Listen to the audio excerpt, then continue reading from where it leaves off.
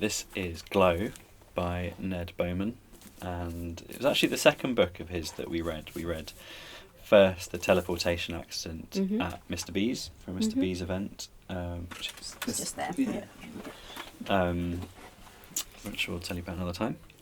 And then actually when we played at the Edinburgh International Literature Festival, we did a few years where we played like an evening concert in the Spiegel tent there. And every concert we'd have a different special guest, and so Ned came back for one of those years to do that. So we wrote a song inspired by this book, which is great. He's quite a surreal, dark humour novelist, but like most of this, like 99% of this book is sort of set in the real world. It's but there's these surreal elements, a bit like Emma Hooper, but on a much darker scale, and there are these foxes, this amazing cover, these foxes that appear in the narrative but really fleetingly, like in a bedroom, in a kitchen, in a bathroom, on the top of a London double-decker night bus. And they're just referenced in a sentence, but because they're so in this incongruous place, you as the reader are like, what's going on? And the sense you get as you read the book is that maybe they're off to work.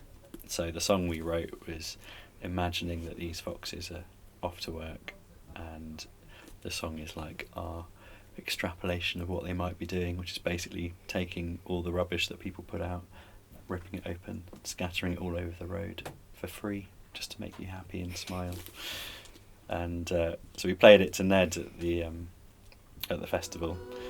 But it felt a bit like we'd just written it inspired by the cover, because it's such a little fleeting part of the book. We are the foxes working around the town. We are the foxes working for you. Bring out your boxes before you settle down. We are the foxes working for you.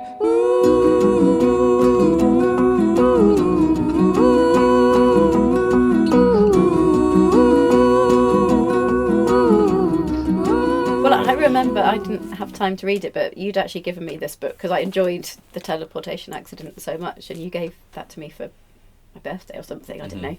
And so I was planning to read it, but when we got asked to do it as a job, and I still haven't got round to reading it. So every time Ben talks about it, I think, I need to read it. So, and I think Poppy maybe read it as well. I can't, or maybe it was just you, and so it was all on you to write the song. Yeah. But I think, it's one of our most played and most loved songs. We sometimes play it in, like if we ever get asked to play in a primary school, we'll play it in a primary school.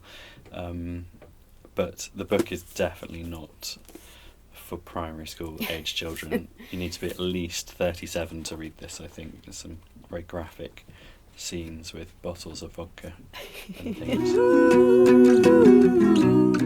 Don't be afraid, cause you know what we prefer. Smile on your faces, that's what we do.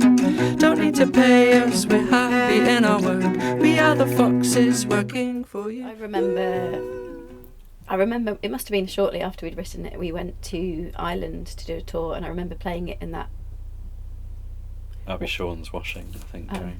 that winding, is it called the Winding Stair? Oh yeah, in Bookshop. Ireland. Yeah. I remember we played it in there. Yeah.